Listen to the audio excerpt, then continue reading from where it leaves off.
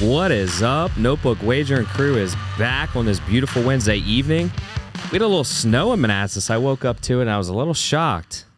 We are live from the Monster Energy studio here at the Salisbury Center. Smitty and Q are in studio, and our PA boys are with us via Zoom. What's going on, Smitty? Hey, great day.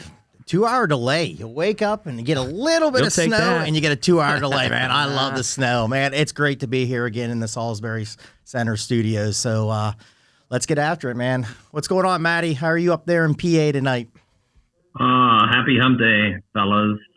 Nothing. It's not too bad up here. Typical winter day. A little cold. Jason and I were talking off stream. It's been a pretty easy winter. Knock, knock on wood. Don't jinx it. But we know something's still coming in the Western PA region. So, Jason, what do you got down there?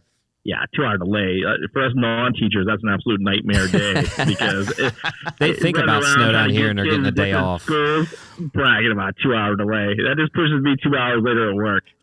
It's like Jason. Hey, Jason, it's like when we grew up, man. It was like 10 inches and we had to walk to school, right? Oh, heck no. I was on a bus for like 30 minutes. Okay. If Doug Kammerer talks about snow being a 10% chance, they're already hitting the 2-hour delays. If it's 50, they're canceling a day just out of precaution. So we love it down here. The kids love it. So we got it going on. What's up? Yeah, that's soft. I don't care. Listen, if I never saw a snowflake for the rest of my life outside of a ski resort, I would not mind it. I didn't mind hitting when you get the call to hit the phone off and then just go back for about another hour, 2 hours sleep. So it wasn't bad. It wasn't bad. All right, boys, we have an awesome show today. We have our guest. This will be the first one in studio. This is awesome. So we picked this guy specifically to be our first guest. He was our first guest in our podcasting history of Notebook Wagering. Smitty and I have gotten close to him over the past few years. Met him one time at the casino, and it's been a wrap ever since. So without further ado, I'll just bring him on. Skippy from formerly known Skippy Big Fat Winners. You always tune into him on 106.7 The Fan as well. He's a major guest, good friends with those guys up there. And now he is currently with Picking Fatties, BetQL. I believe it's out of Odyssey. What's going on, Skip?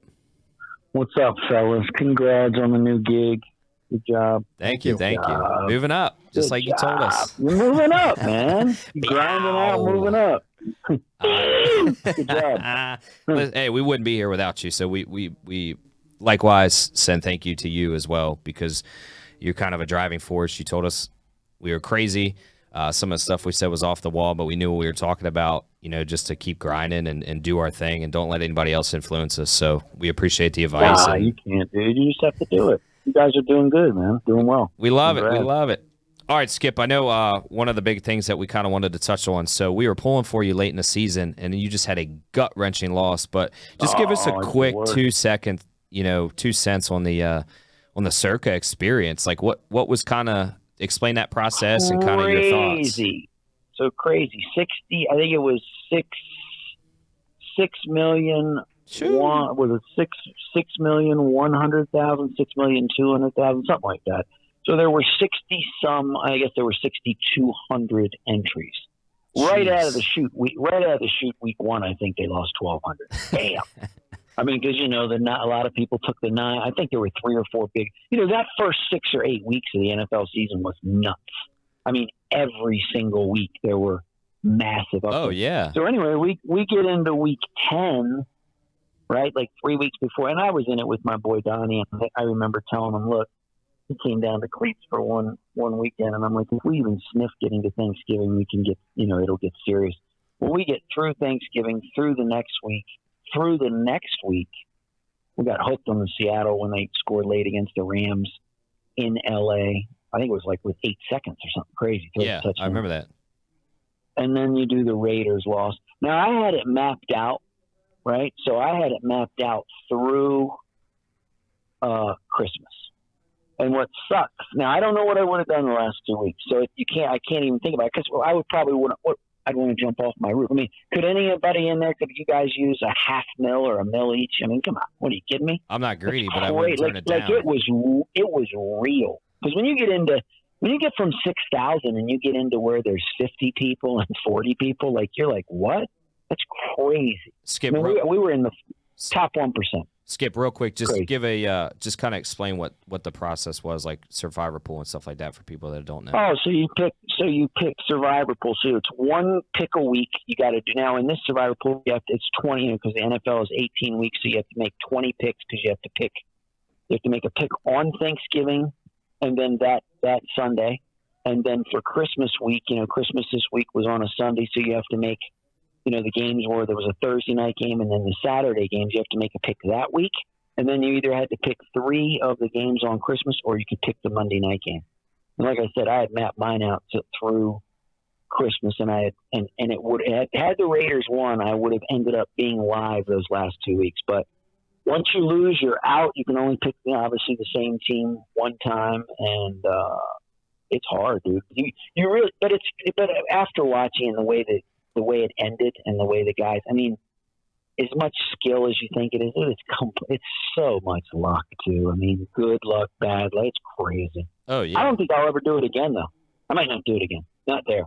Well, especially I don't know the if way I you can. lost. My heart can. Well, I don't know if my heart can handle. Well, because last year I did the same thing. Last year I made it through the first 11 weeks and I lost because Ben Roethlisberger was ruled out on COVID and they tied Detroit, and with a tie you're obviously out.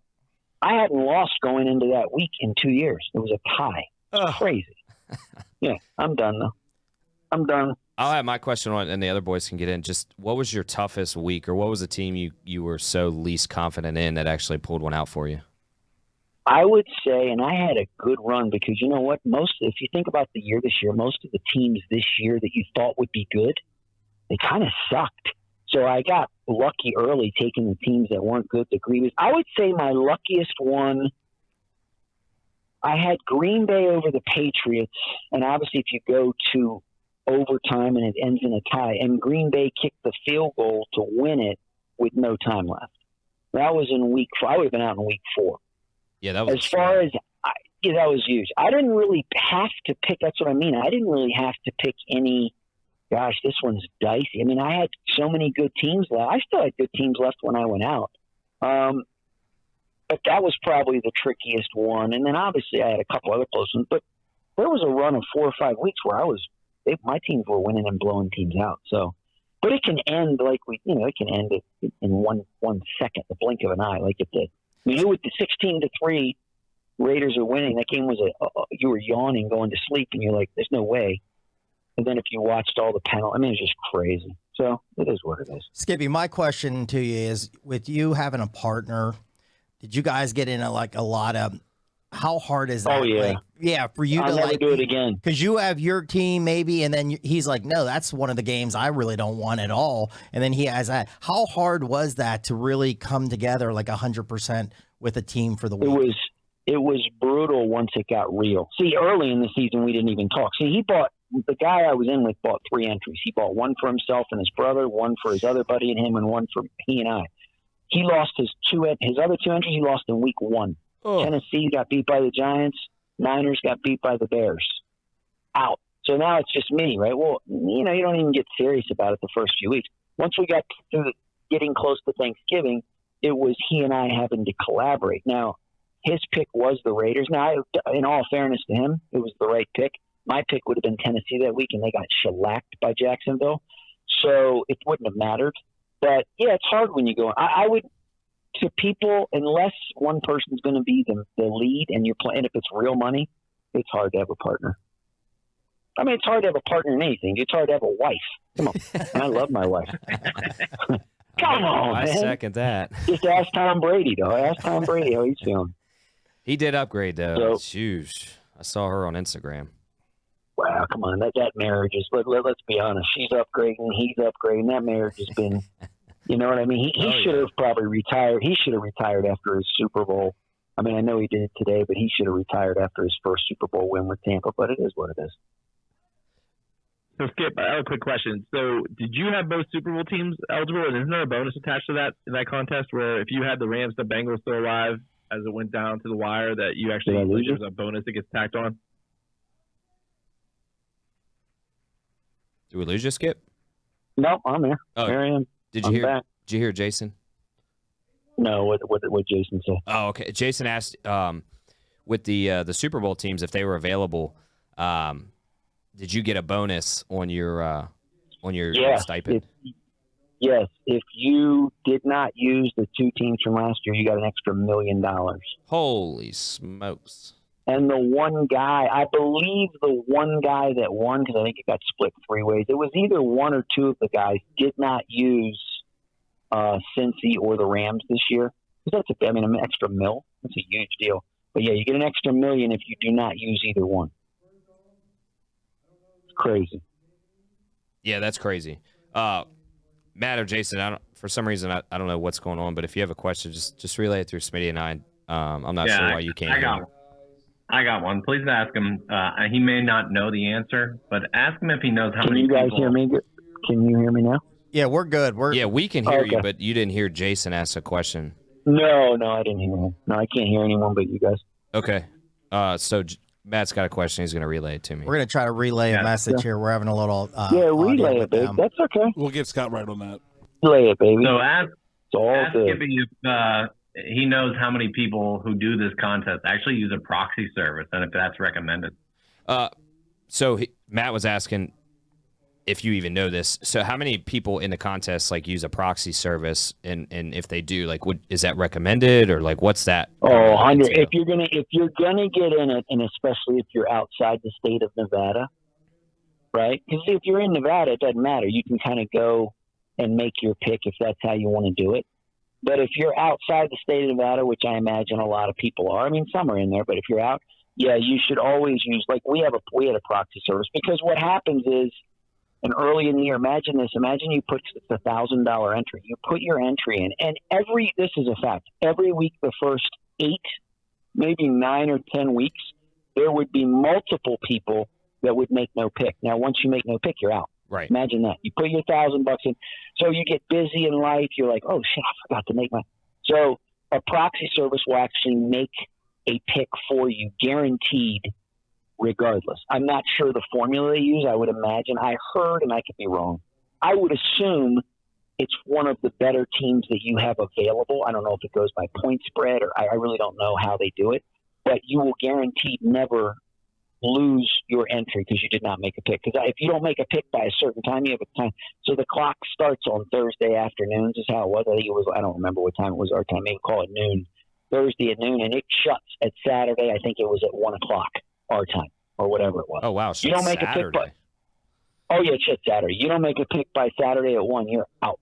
So the proxy service would it would suck. The proxy service would make it for you. So, yep. Jason or Matt, you got any other questions on that before we change topics? No, I do not. Okay. Yeah, my question is there a certain point where you start to hedge against your picks because you start to see that big money adding up there on the one side, and just kind of in case something happens, you get a little rainy day fund there to kind of bail yourself back out. At least get your $1,000 back. Jason wants to know if you start getting up there in the weeks and you start kind of getting more serious, do you hedge a pick when you at least get your 1,000 back? Thing. Here's the problem with that, right? When do you make that call? Let's say you do it on week 12 because you think, oh, I'm in trouble, right? You put your you try to get your money back. Well, let's say your pick wins and you're down that 1,000, right? And then you're like, okay, really, here's the way it works, because we tried to do everything under the sun. I tried to sell it. I tried to get people to go. We actually talked to Donnie Boy. Actually spoke to his name's, and you guys probably have heard of the guy. He's a big fish in Vegas. He actually had a conversation with the guy, and the guy through Twitter, and the guy said, I'll call you, because we were trying to combine, maybe you combine with someone, right? So you have multiple picks. And the guy never called him because maybe we're whack jobs. He didn't know. It's not his problem. But if I could remember his name, I would have said. He's a big time guy in Vegas. He's always on Vision. In fact, he's Krakenberg. Oh yeah, okay, yeah. Well, he probably saw you. He saw you on Twitter, and he was like, "I'm not messing with this Skippy boy. He is crazy."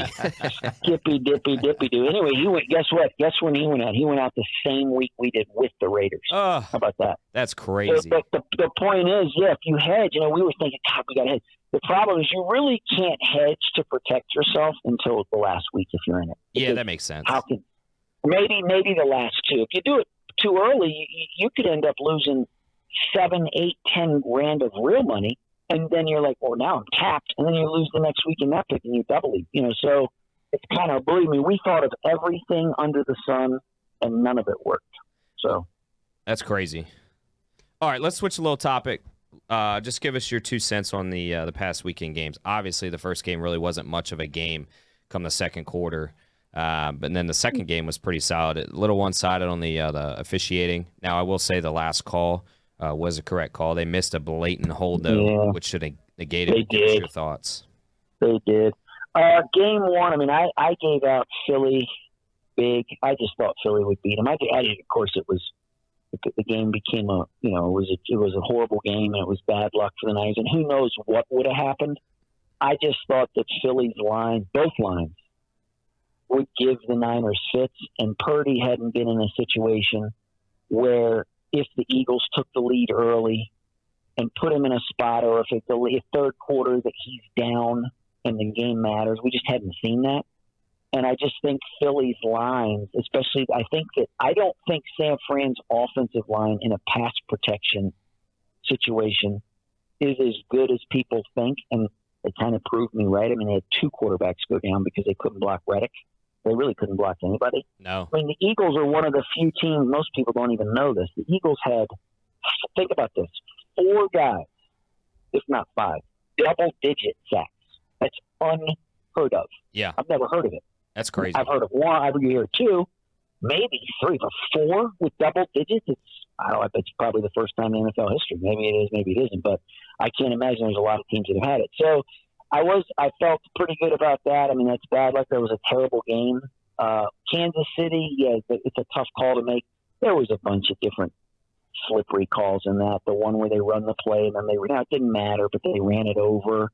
I thought Burrow looked out of sorts myself. I think that, and I haven't heard a lot of people talk about this. I think that if you take out the Buffalo game for Cincinnati, let's be honest, they should have lost to the Ravens. They got dominated in that game in a lot of ways in that game. Yeah, I would agree. They got lucky to beat the Ravens. Why? Because their offense, they couldn't protect him. And so it started off in Kansas City the same way. I thought he looked out of sorts. And if I'm Cincinnati with the bright future that I have with that young core, my number one, I'm surprised they didn't do it last year. I know they had injuries this year, but you have got to figure out a way, change your scheme, whatever, to protect Burrow. You just have to do it because in the 2 games outside of Buffalo, their offensive line got absolutely shredded. Well, I think you maybe forfeit a couple picks in the future to try to get a solid offensive lineman. And I'm going to have backups that are good. I'm going to have, because Burrow is the real deal, and you don't know how many years with free agency you're going to keep. I mean, they are loaded in talent at wide receiver, and they're young. Tight end, wide receiver, Burrow. You got to shore up the offensive line, and they have a good defense. As far as KC, I mean, in the Super Bowl, God, it's hard to bet against Mahomes, isn't it? I mean, hammer play.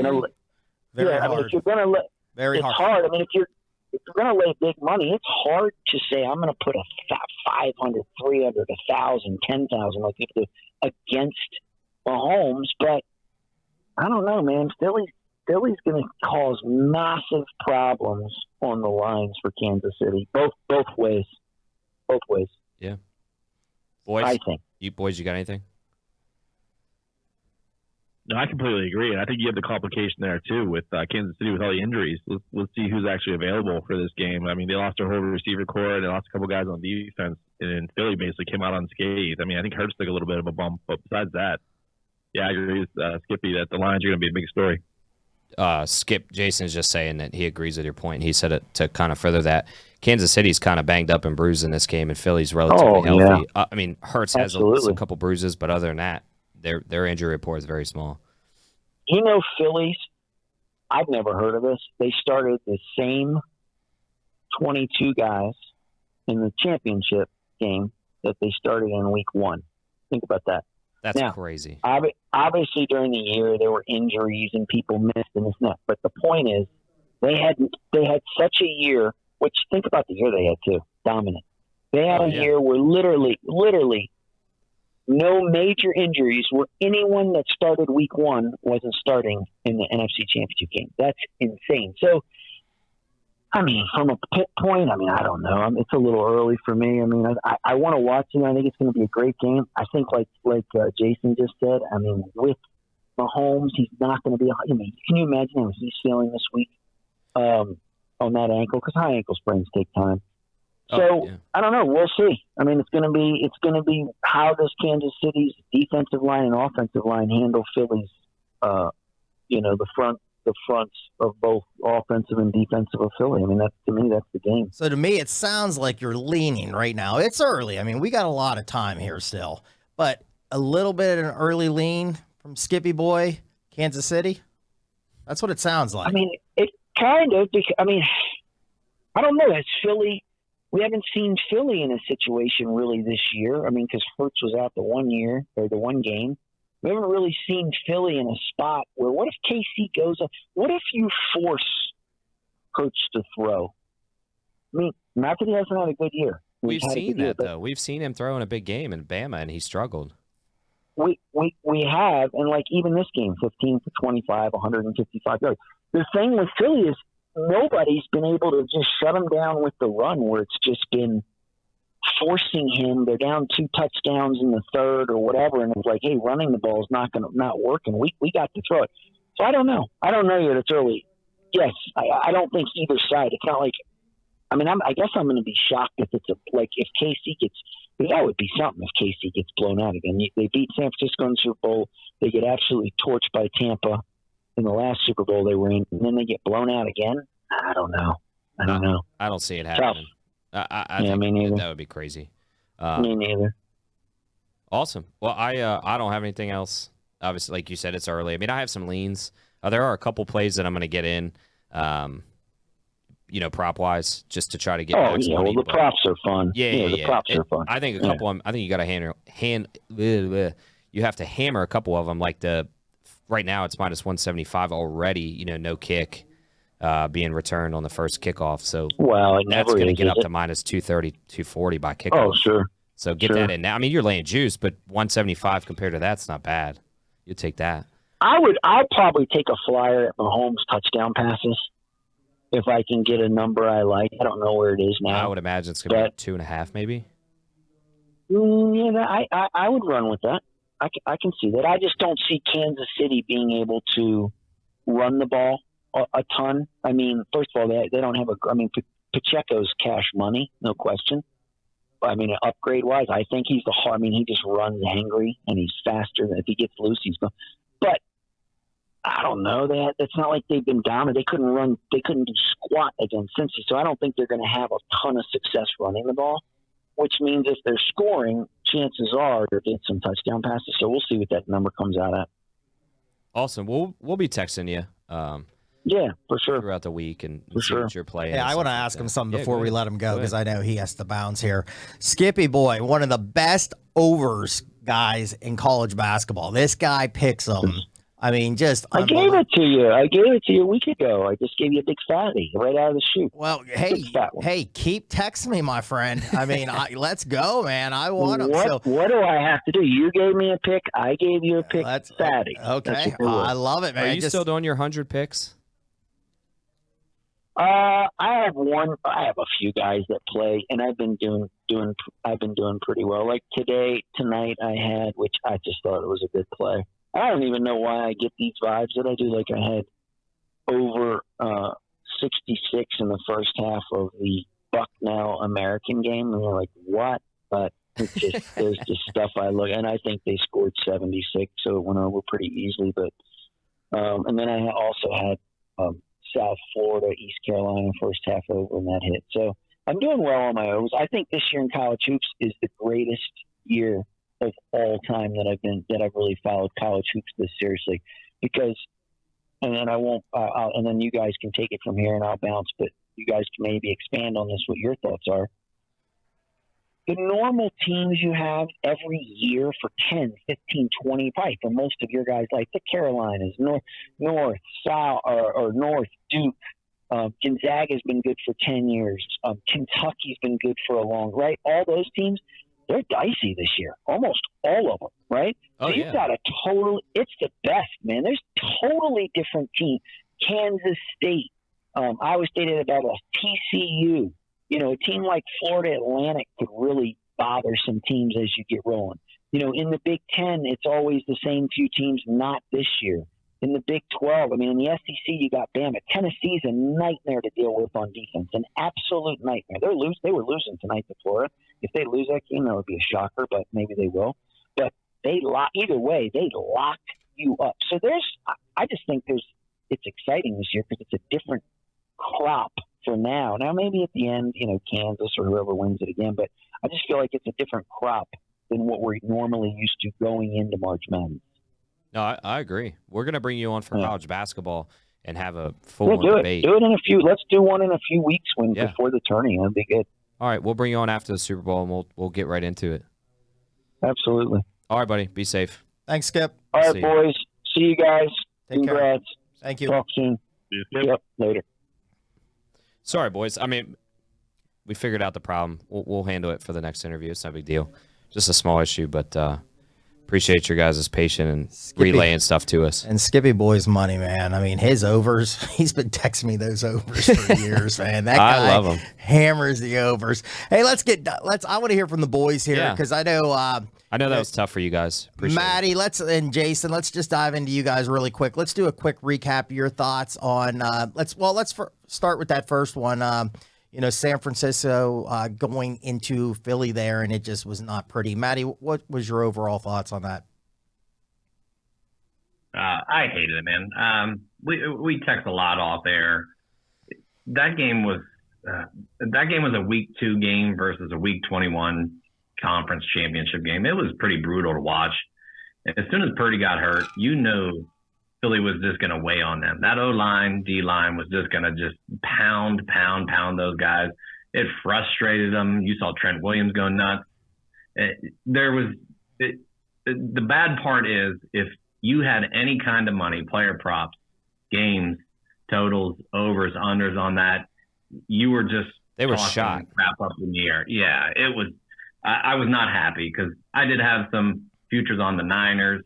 And then I put a little money line on it. I had some Niners player props. I was like, this is going to be a brutal start. And then you're swimming upstream trying to get a back game too, which thank God I actually did. So it panned out to be an okay weekend. But man, that start, I was really hoping for some good games. My family, big Eagles fans, so shout out to them. My friends, tons of Eagles fans, so they're all riding high. Like I said, that futures ticket for my Niners really killed me. And then game 2, of course, the outcome didn't help either. So, well, I had a buddy. What do you have on? He had a player prop on the Eagles side for a good chunk of change, and it was Dallas Goedert over 25 yards, and he was stuck at 23 because of the route. They just didn't feel the need to pass. So not only did it affect the 49ers side, but the Eagles side. I mean, if you had running back props, you were good, but Dallas Goedert, you thought for sure was going to have some receiving yards, and then to lose it with 2 yards remaining is pretty dicey, pretty brutal. Yeah, it's like Matty said, it was they pretty much ran out the clock the entire second half, and that includes San Francisco. But yeah, anytime you have it in a conference championship game, you are in bad shape. But San Francisco, I thought the first quarter they looked like they had a good plan on defense. It looked like it was going to be a competitive game. I mean, I don't know. Hurts was not there either. I think there was an opportunity to get Philly because Hurts was off. He missed a big throw to A.J. Brown early. But once the quarterback situation for San Francisco just became a disaster, there's nothing you can do, right? But you said that last week too, Jason. You said that last week. Make Hurts beat you on the throwing, and we saw that he couldn't. Yeah, you know what? I think that's the biggest concern for the Eagles because I agree with Skippy on all the other points, but the one position where the Eagles do not match up is quarterback, and that's the one where you can get yourself in trouble in a big game if you can't match up. And like I said, Hurts has to hit those throws. You can't miss a guy. I was teasing my Philly buddies by calling him McNabb because that's what he looked like. He was missing big throws in conference championship games, and Philly guys have seen enough of that over the years. But yeah, I mean, it's like I said, it really wasn't fair to San Francisco. That was a pretty good team, and Shanahan's been there like 3 or 6 years. So obviously they've got things going right. They need to figure out the quarterback situation here with Purdy being out, Garoppolo moving on, and whatever they have with Trey Lance. Did you guys find it? I just want to get your opinion on this because when they brought Purdy back in, I mean, you could tell the guy couldn't throw the ball at all. were you guys at all thinking like what they were saying? You know, they said it was McCaffrey. Then I think it was the fullback that was the emergency quarterback.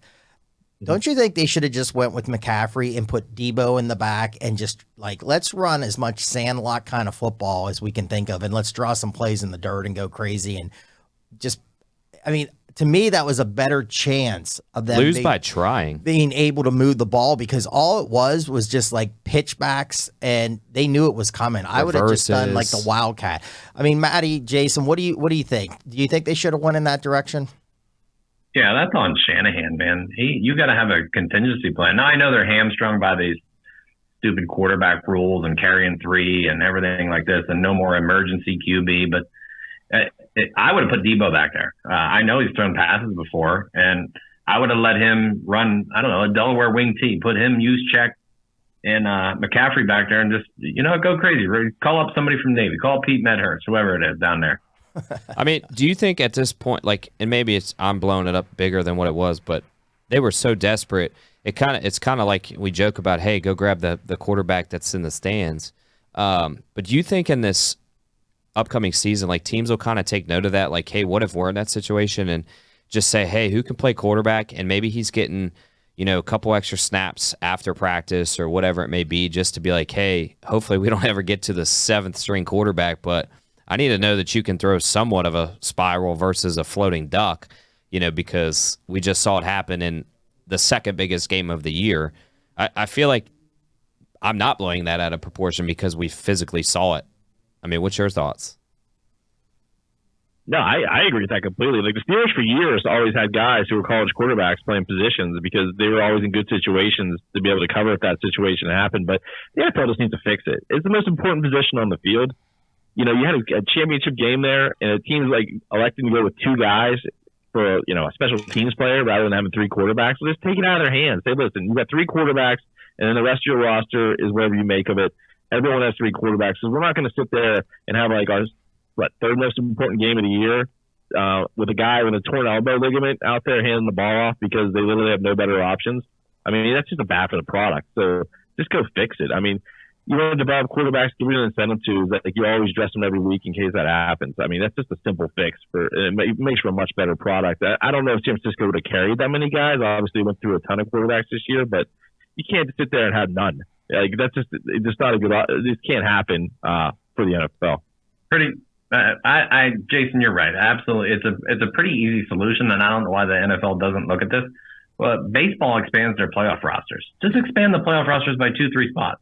So they can slap in another QB, slap in another O-line. I mean, look at Cincinnati, the prior game, down 3 O-line, and in the game, they're talking about having to put 2 tight ends in there to play a tackle position. Dumb. Just fix it.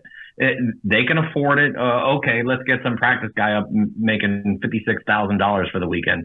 No big deal, but it addresses a huge need. The product we watched when that happened was absolute trash.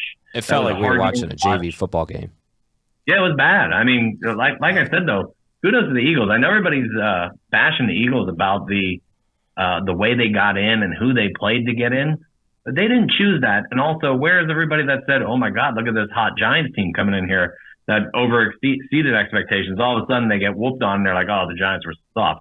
You can't go both ways. Philly did what they needed to do, and I'm probably going to go against Joe Public, and I'm probably going to be on the Eagles this Super Bowl. You know what team played the softest schedule ever in NFL history? The 1972 Miami Dolphins. Don't worry about it. We all won them all. No one ever brings that up whenever they talk about the undefeated season, right? Is that they played by far the softest schedule ever. So hey, they won the games on the schedule. Exactly. The one thing, my take in that was, I said last week on the show, like, one of my favorite player props was Deebo Samuel rushing total. And I mean, what did he? 6 carries, -9 yards. So, he lost 38 on the last 2 plays. Well, that's what I mean. I couldn't believe this jet sweeps they were running. He was like 15 yards back running on those. And Matty made a great point. You can say whatever you want to about Philly. They have a great offensive line. They have a great defensive line. And when you have those, you're going to win in January going into February, and that's what they're doing, and they're a great team. I've said on the show many times, I think they're just an unbelievable tackling team. Hurts does have to make some plays. Like Skippy said, didn't have really great numbers. Looked a little shaky, but I think he's like 16-1 as a starter. So, I mean, like Matt said right now, I mean, early lean for me. And like, I'm kind of leaning maybe towards the Eagles also in the Super Bowl. All right, let's move on to the next game, and then we'll kind of dive into the Super Bowl projections. Matt, you want to take it off?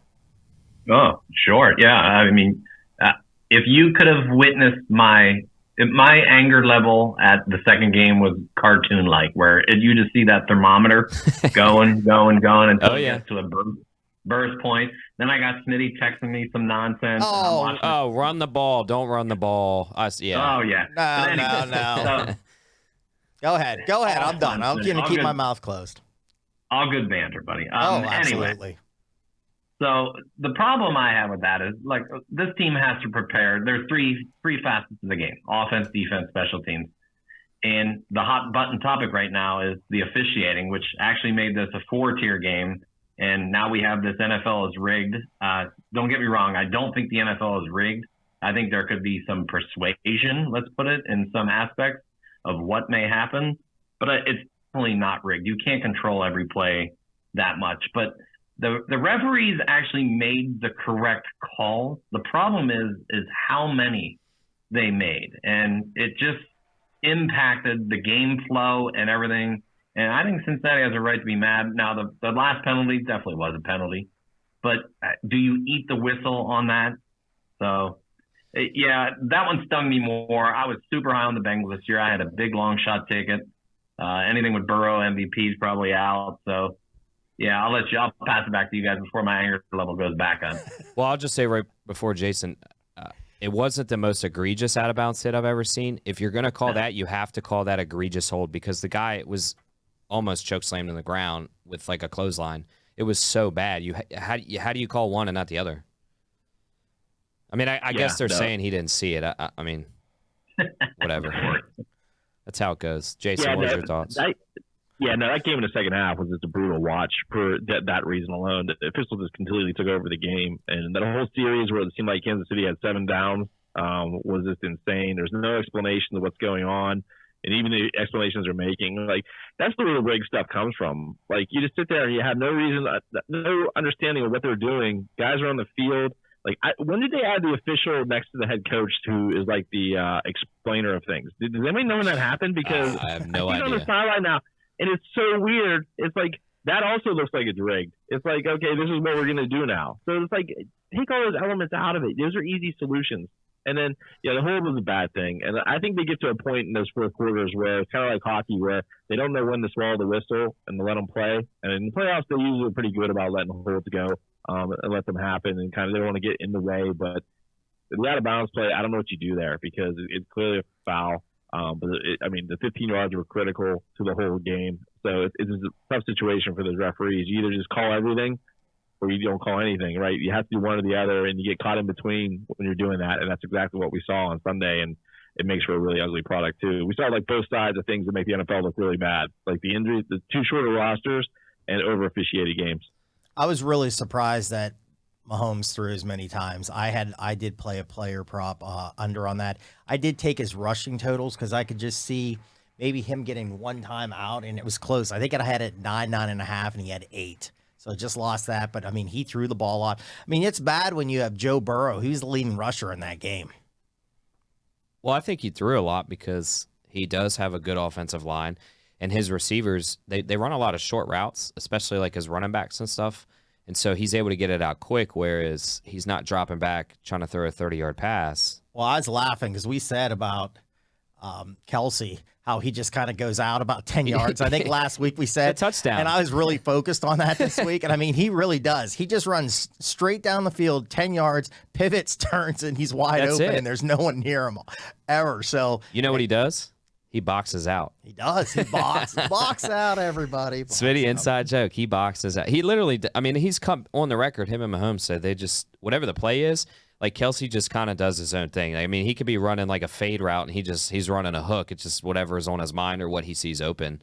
And obviously him and Mahomes are on the same page. It's worked, their careers. So Yes. Smitty, I'm going to jump ahead, buddy.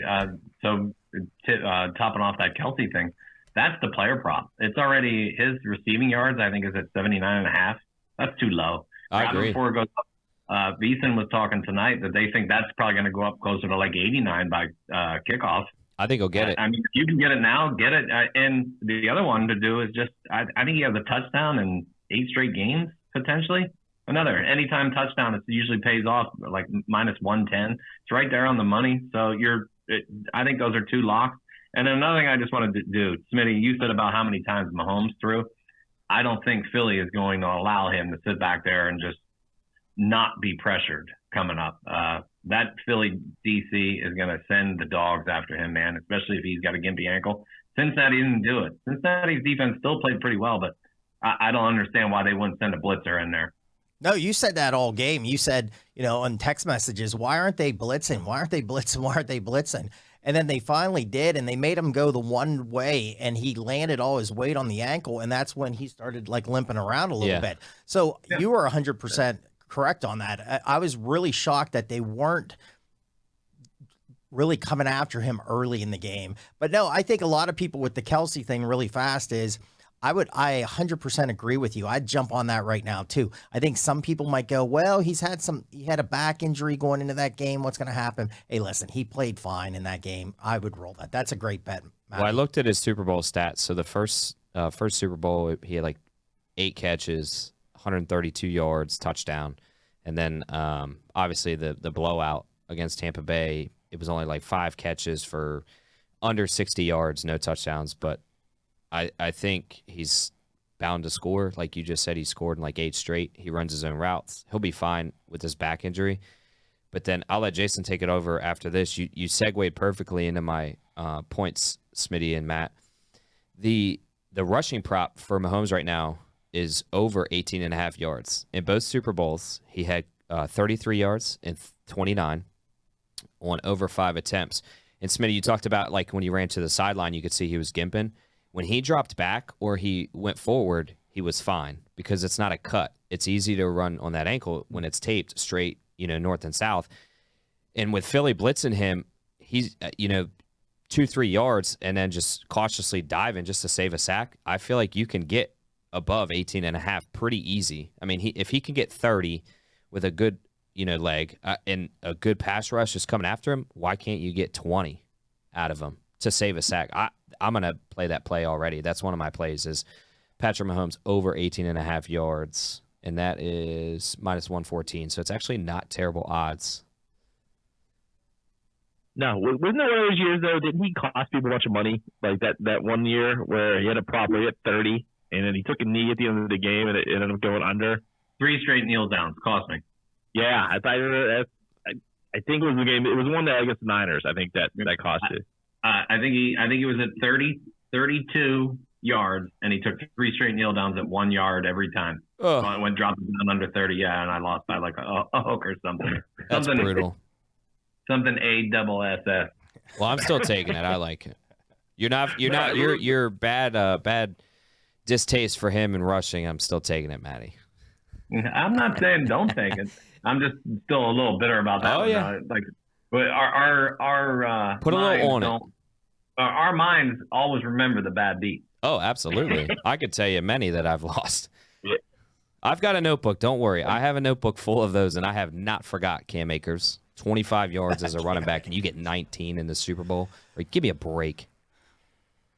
Well, Q, I think something that actually helps that prop too is that Kansas City's entire receiver corps is banged up. Yeah, like those guys are all gimping into this game as well. They're not going to get free. That's a really good Philly secondary, especially at the corner positions. So there's a situation where if they feel good with their corners on the wide receivers, and there's no Tyreek Hill in that lineup, it's a bunch of plotters. I mean, they're not super slow, but there's no game breakers. You got Kelsey, who's probably in that bracket coverage. Like, he's going to have to make plays because there's going to be coverage down the field. There's probably going to be a lot of dump offs that are running backs, and he's going to have to take those yards underneath to open everything up. So I think 18 is a really good number. I mean, we're talking 30 in one game and 33 in the other, and you got half of that.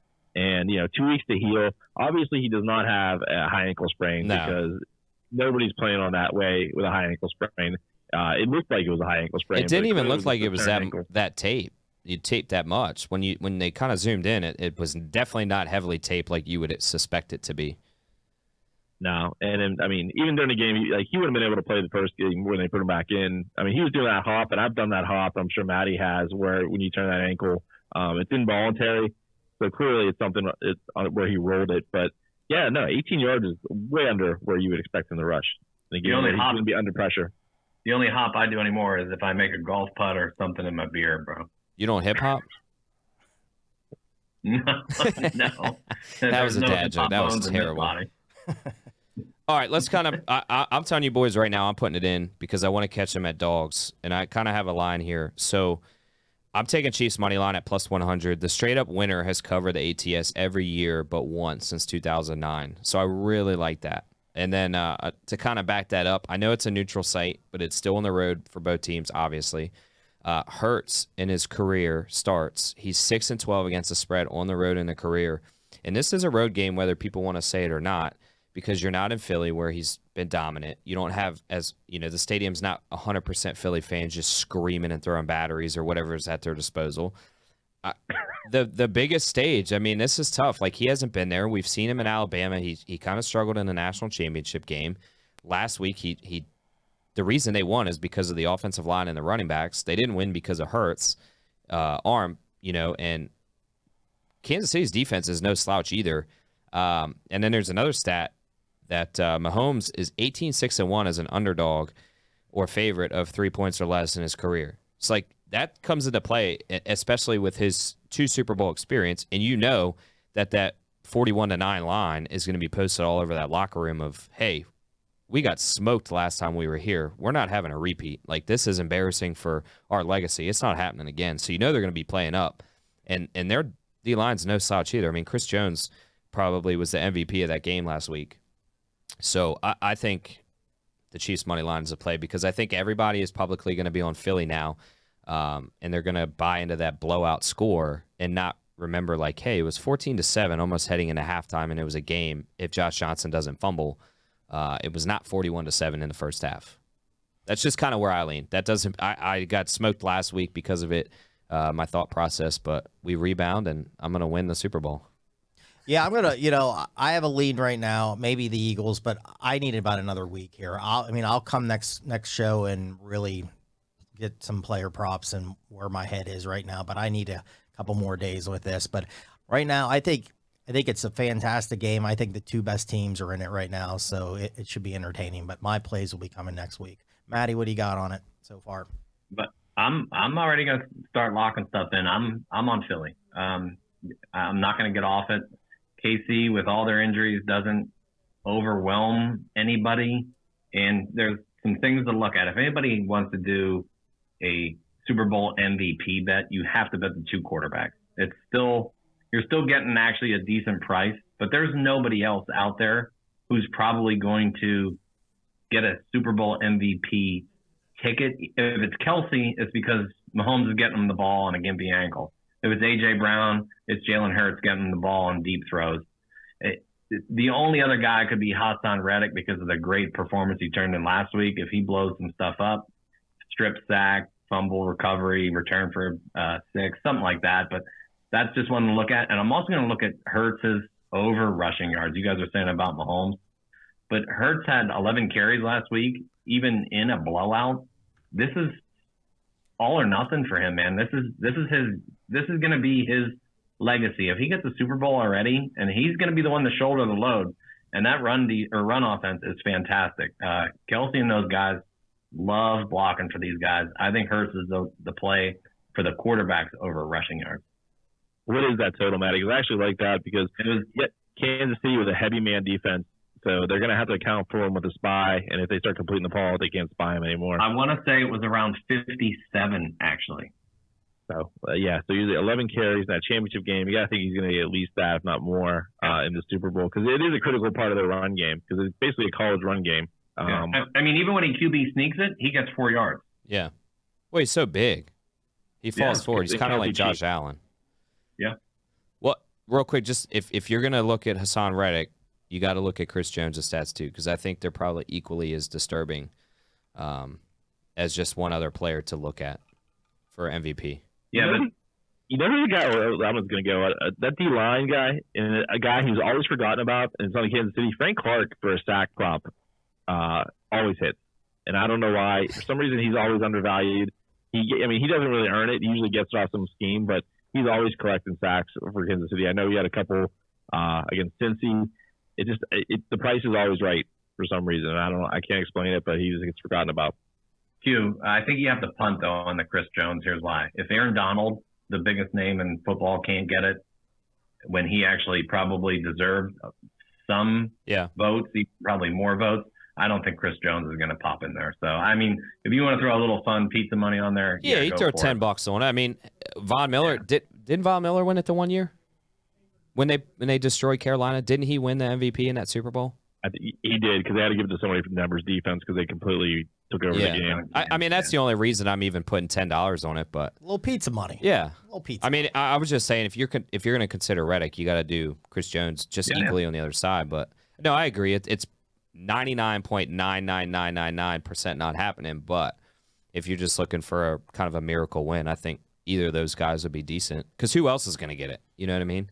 If it's not the quarterbacks, it's not going to be maybe Kelsey, but if Kelsey or like A.J. Brown or Devontae gets it, then the quarterback's going to get it. Yeah. So you got to think, too, if it's a close game, that a field bet, like anybody not listed might have a chance for fumble recovery, interception, return for a touchdown if it's close. Because, if the guy makes the play, you have to give it to him, right? If it's back and forth, unless one of the quarterbacks just goes insane. So you might have a Larry Brown kind of thing sneaking in. I can't remember the linebacker from Tampa Bay who won it because he basically got the ball thrown to him twice for touchdowns. Yeah. I mean, it does happen every once in a while. All right, let's we'll talk more next week on the Super Bowl because we'll have more lines out for player props and like Super Bowl props, stuff like that. Let's talk some golf. Smitty and Nails, I know you're kind of big into it. Jason, I thought I saw you texting in that group. Why don't you guys kind of take that away?